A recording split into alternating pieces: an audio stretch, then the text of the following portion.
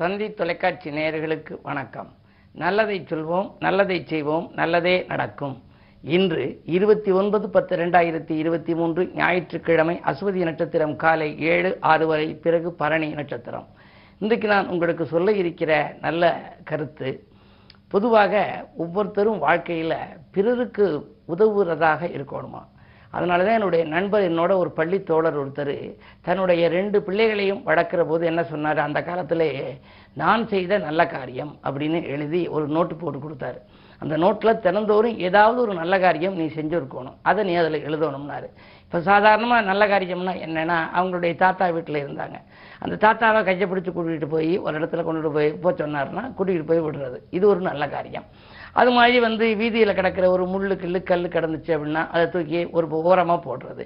இப்படி ஏதாவது ஒரு நல்ல காரியம் நீ செஞ்சு இந்த நோட்டில் எழுது, அப்போ தான் நான் உனக்கு நீ கேட்குறத வாங்கி தருவேன் அப்படின்னு சொன்னார். அதே எப்படி அந்த பையனும் சரி அந்த பொண்ணும் சரி 2 நான் செய்த நல்ல காரியம் அப்படிங்கிற அந்த நோட்டை ஃபுல்லப் பண்ணுச்சு. இன்றைக்கு அதனுடைய நிலைமை எப்படி இருக்குன்னா, அந்த குழந்தைகள்லாம் இன்று அமெரிக்காவில் மிகச்சிறப்பாக வசிக்கிறார்கள். அந்த இரக்க குணம், தயாள குணம், பிறருக்கு உதவுகிற குணம்ங்கிறது இயற்கையிலேயே இருக்கணும்.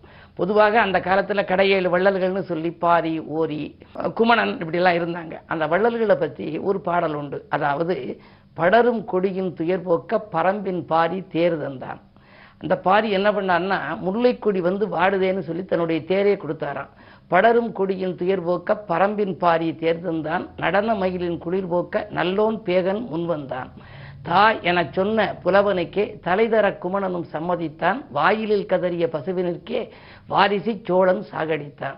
பற்பல வள்ளல்கள் அவதரித்த பாரத நாட்டில் பிறந்தவனே, எப்பொழுதேனும் நீ இங்கே எவரின் துயரும் போக்கினையா, அப்படி நீயும் பிறர் துயரை அறிந்ததும் உதவிடச் சென்றாலோ, இப்புவி உன்னை பாராட்டும் இனியவன் என்றே பேர் சூட்டும்னு ஒரு கவிதை. இதுக்கு தலைப்பு இப்புவி உன்னை பாராட்டும். இந்த கவிதை தான் நான் முதலிலே 1968 எழுதிய கவிதை. குழந்தை கவிஞர் அள வள்ளியப்பா அவர்கள் இதை பத்திரிகையிலே பிரசுரித்து எனக்கு பெருமை சேர்த்தார்கள். முதலிலேயே இந்த புவி பாராட்ட வேண்டும் என்றால் நாம் பிறருக்கு உதவி செய்யணும்னு எழுதினேன். அதாவது, நம்ம வீதியில் போகிற போது கூட சில பேர் இதுக்கு வழி என்னன்னு கேட்பாங்க. இந்த ஊருக்கு சில பேர் என்ன சொல்லுவாங்க, எனக்கு தெரியாதே, நான் அந்த ஊருக்கு புதுசும்பாங்க. சில பேர் தெரிஞ்சாலுமே தெரியாமல் அரட்டை அடிச்சுட்டு நிற்பாங்க. ஆனால் சில பேர் இப்படி நேரே போய் திரும்பி லெஃப்டில் போய் ரைட்டில் போங்க, அங்கே ஒரு கடை இருக்கும், அதுக்கு பக்கத்தில் ஒரு மரம் இருக்கும், அப்படி போங்கம்பாங்க. வாயுதவி கையுதவி செய்யணும்னு கிராமப்புறத்தில் சொல்லுவாங்க.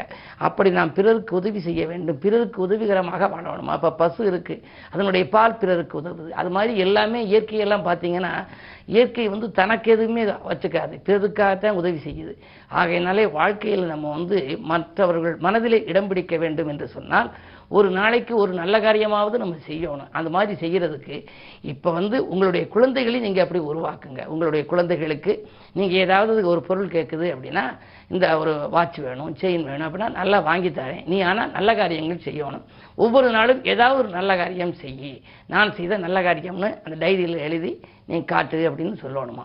அது மாதிரி வளர்த்தால் அந்த பிள்ளைகளினுடைய எதிர்காலமும் சிறப்பாக இருக்கும், உங்களுடைய வாழ்க்கை தரமும் உயரும் என்ற கருத்தை தெரிவித்து இனி இன்றைய ராசி பலன்களை இப்பொழுது உங்களுக்கு வழங்கப் போகின்றேன். மேசராசி நேயர்களே, உங்களுக்கெல்லாம் இன்று மிக மிக யோகமான நாள். இன்றைக்கு உங்கள் ராசியிலேயே சந்திரன் இருக்கின்றார். சுகாதிபதி சந்திரன் இருக்கின்ற பொழுது சுகங்களும் சந்தோஷங்களும் தானாகவே சேரும். குருவோடு கூடியிருக்கின்ற பொழுது குரு சந்திர யோகம் என்ற ஒரு யோகம் உண்டு. அந்த குரு செவ்வாயை பார்க்கின்றார். சப்தமஸ்தானத்திலே செவ்வாய். குரு மங்கள யோகமும் இருப்பதனாலே நல்ல காரியங்கள் இல்லத்தில் நடைபெறும். தொழில் முன்னேற்றம் உண்டு. குடும்பத்திலே வரவு செலவுகள் சிறப்பாக இருக்கும். நீங்கள் எந்த நேரம் செய்ய நினைத்தீர்களோ அதை செய்ய இயலும். உத்தியோகத்தில் கூட உங்களுக்கு முன்னேற்றகரமான ஒரு தகவல் இன்றைக்கு வரலாம். ரிஷபராசி நேயர்களே, உங்களுக்கெல்லாம் இன்றைக்கு ராசிக்கு 12ஆம் இடத்திலே குரு பகவான். விரயஸ்தானத்திலே குரு இருக்கிறாரே என்று நீங்கள் கவலைப்பட வேண்டாம். 11ஆம் இடத்திற்கு அதிபதி 12இல் இருப்பதனாலே லாபாதிபதி விரயஸ்தானத்தில் இருந்தால் வருகின்ற லாபம் விரயத்திற்கு சமமாகவே இருக்கும். எனவே இன்றைக்கு நீங்கள் எதை செய்ய நினைத்தாலும் உங்களுக்கு பொருளாதாரம் தடையாக இருக்காது. நீங்கள் எதை செய்ய நினைத்தாலும் செய்வதற்கு முன்னதாகவே உங்களுக்கு பொருளாதாரம் கைகளிலே புரளும். அது மட்டுமல்ல, உங்களுடைய ராசிநாதனான சுக்கிரன் 4ஆம் இடத்தில் இருக்கின்றார். தாய் வழி ஆதரவுகள் கிடைக்கலாம். வாகன யோகம் உண்டு. பயணங்களாலும் பலன் கிடைக்கும். மிதுன ராசி நேயர்களே, உங்களுக்கெல்லாம் 8லே சனி இருக்கின்றார். அஷ்டமத்தில் சனி இருக்கின்ற பொழுது கொஞ்சம் சவால்களை சமாளிக்க வேண்டிய சூழல் உருவாகலாம். பணியிடத்திலே கூட சில பிரச்சனைகள் உங்களுக்கு வரலாம். பணிபுரியும் இடத்தில் மேல் அதிகாரிகளால் தொல்லைகள் வரலாம், அல்லது சக பணியாளர்களால் ஏதேனும் பிரச்சனைகள் வரலாம். கொஞ்சம் கவனம் தேவை. அதே நேரத்தில் எதை நீங்கள் செய்தாலும் திட்டமிட்டு செய்ய இயலாமலும் போகலாம்.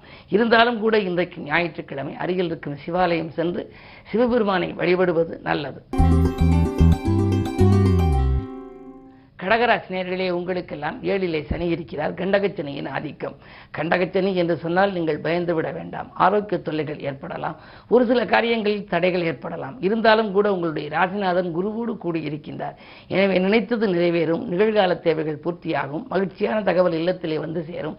பொருளாதாரத்தை பொறுத்தவரை நீங்கள் எதை எதிர்பார்த்து காத்திருந்தீர்களோ அது கிடைக்கலாம். அரசியல் மற்றும் பொதுநலத்தில் இருப்பவர்களுக்கு புதிய பொறுப்புகள் கிடைக்கும் யோகம் கூட உண்டு. சிம்மராசி நேயர்களே, உங்களுக்கு ராசியிலேயே சுக்கிரன் 3-10 அதிபதி இருக்கின்ற பொழுது வெற்றிகள் ஸ்தானாதிபதியும் தொழில் ஸ்தானாதிபதியுமான சுக்கிரன் ராசியில் இருக்கின்ற பொழுது தொழிலே வெற்றி கிடைக்க வேண்டும். ஆனால் அதே நேரம் அஷ்டமத்திலே ராகு இருக்கின்றார். ஒரு சில தடைகள் வரத்தான் செய்யும். இருந்தாலும் கூட தொலைபேசி வழியில் வருகிற தகவல் தொழிலுக்கு உறுதுணையாக இருக்கும். நீங்கள் கேட்ட இடத்தில் உங்களுக்கு உதவிகளும் கிடைக்கலாம். புதிய ஒப்பந்தங்கள் கை நழுவி சென்றதை என்று நினைத்தவை மீண்டும் இன்றைக்கு வரலாம்.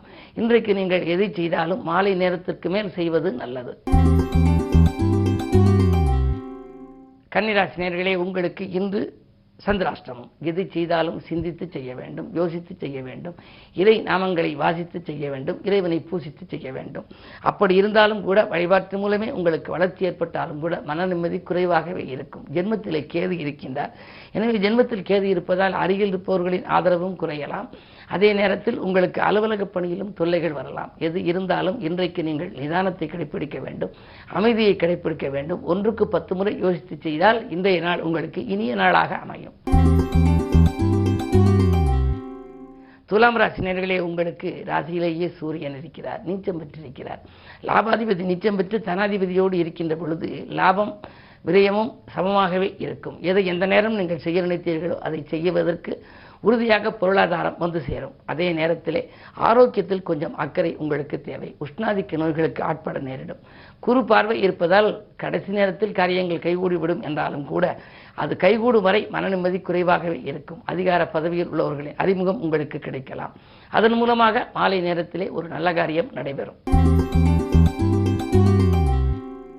விருச்சிக ராசி நேயர்களே, உங்களுக்கெல்லாம் இன்று பிரபலங்களின் தொடர்பால் பெருமை கிடைக்கின்ற நாள். பயணங்கள் பலன் தருவதாக அமையும். பேச்சாற்றல் மிக்க ஒருவரின் ஒத்துழைப்போடு உங்களுடைய வாழ்க்கை தேவைகளை பூர்த்தி செய்து கொள்வீர்கள். உங்கள் ராசிக்கு அதிபதியான செவ்வாய் 12ல் இருக்கின்றார். அவரை குரு பார்க்கின்றார். குரு பார்ப்பதனாலே வாகன யோகம் உங்களுக்கு உண்டு. உங்களுக்கோ அல்லது உங்கள் நண்பர்களுக்கோ தேவைப்படும் ஒரு தகவலுக்காக நீங்கள் பயணங்கள் செய்வதாக இருக்கலாம். ஆனால் அந்த பயணம் அலைச்சல் மட்டுமல்ல, ஆதாயம் தருவதாகவும் இருக்கும். இன்று மாலை நேரத்திலே உங்களுக்கு மகிழ்ச்சியான தகவல் தொலைபேசி மூலம் வரலாம். இந்த நாள் யோகமான நாள். தனுசு ராசி நேயர்களே, உங்களுக்கெல்லாம் தடைக்கற்கள் எல்லாம் படிக்கற்களாக மாறுகின்ற நாள். 2லே சனி இருக்கின்றார். வாக்குஸ்தானத்திலே சனி. வாக்கு, தனம், குடும்பம் ஆகியவற்றை குறிக்கும் இடத்திலே சனி இருப்பதனாலே கொடுத்த வாக்கை காப்பாற்ற இயலும். கொள்கை பிடிப்போடு செயல்பட இயலும். இடமாற்றங்கள், வீடு மாற்றங்களை பற்றி சிந்திப்பீர்கள். அதே நேரம் மற்றவர்களை நம்பி சில பொறுப்புகளை ஒப்படைத்திருப்பீர்கள். அந்த பொறுப்புகள் சிறப்பாகவே நடைபெறும். கைமாற்றாக வாங்கிய பணத்தை அவர்கள் திருப்பி கொடுக்கலாம். அதே நேரத்தில் உங்கள் ராசிக்கு 10ஆம் இடத்தில் கேது இருப்பதால் புதிய முயற்சிகளில் இன்று ஆர்வம் காட்டுவீர்கள். அது வெற்றி பெறும். மகர ராசி நேயர்களே, உங்களுக்கு ஜென்மச்சனியின் ஆதிக்கம் இருக்கின்றது. எனவே ஆதரவு கரம் நீட்டுபவர்களின் எண்ணிக்கை கொஞ்சம் குறைவாகவே இருக்கும். எதையும் நீங்கள் திட்டமிட்டு செய்ய இயலாது. வீட்டில் இரு, விலகி இரு, வெளித்திரு என்ற விதிமுறைகளை நீங்கள் கடைபிடிக்க வேண்டிய சூழல் உருவாகலாம். தனிமையில் இனிமை காண முடியுமா என்று சொல்வார்கள். ஆனால் இன்று நீங்கள் தனிமையைத்தான் கடைபிடிக்க வேண்டும்.